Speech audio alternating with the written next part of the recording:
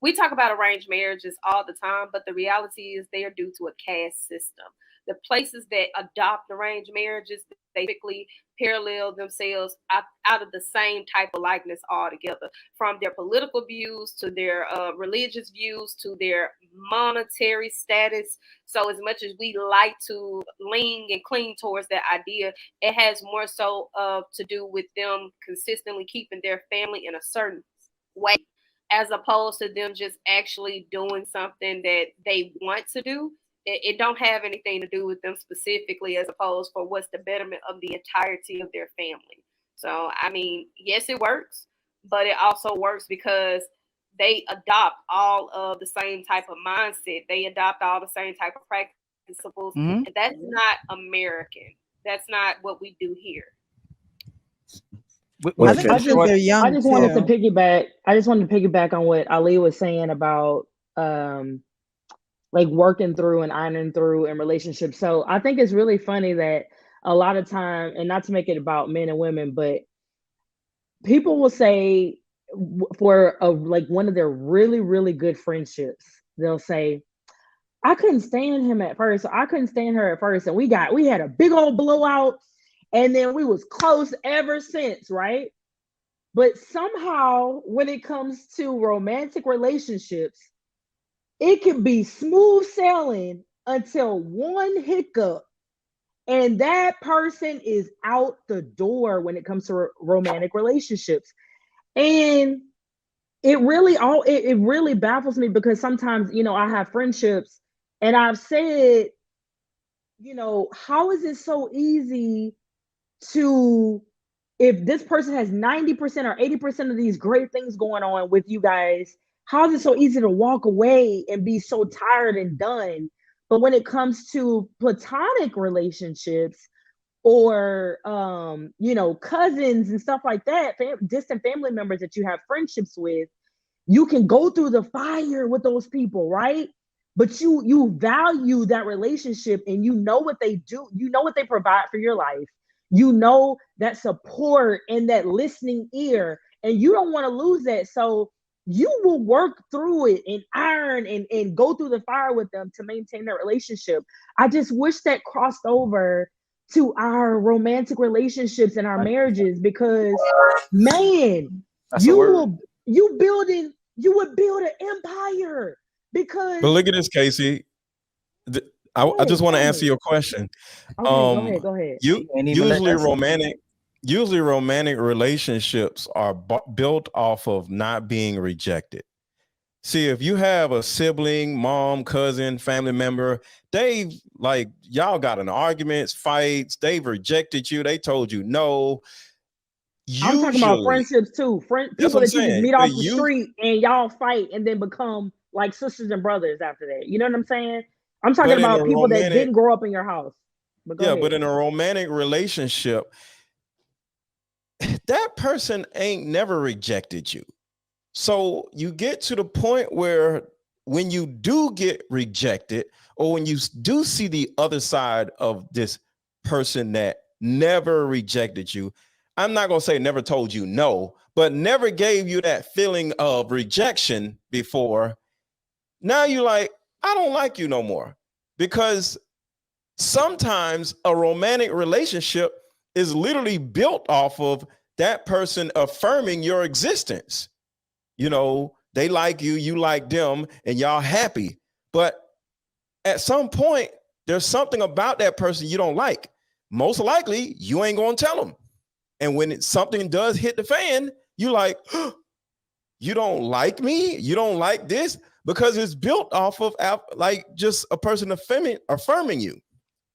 And But that's I just my also, opinion. but I feel what you're saying, but I also believe that when it comes to especially women, I feel like women believe like their friendships are just like irreplaceable, right?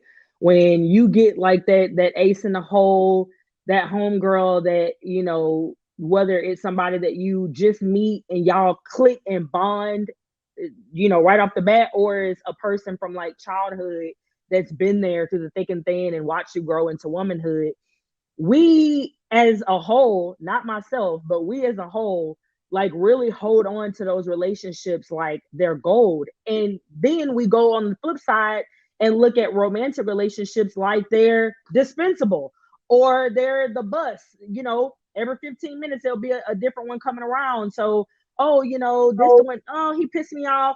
I don't like when he do that, or he getting on my nerves. And so then now your eyes wandering and they looking for the next because they irritated. But these girlfriends irritate your nerves just like these men do. So it's like, what is the difference?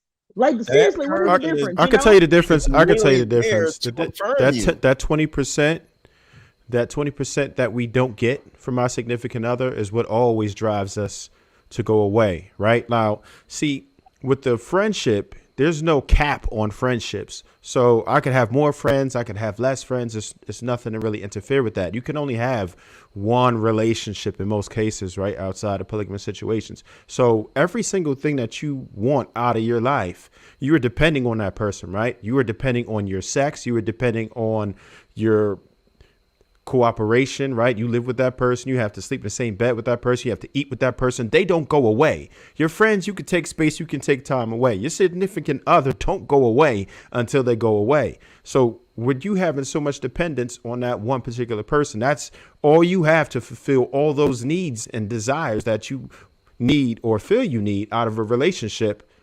You're depending on that one entity. That's it. One person to fulfill everything.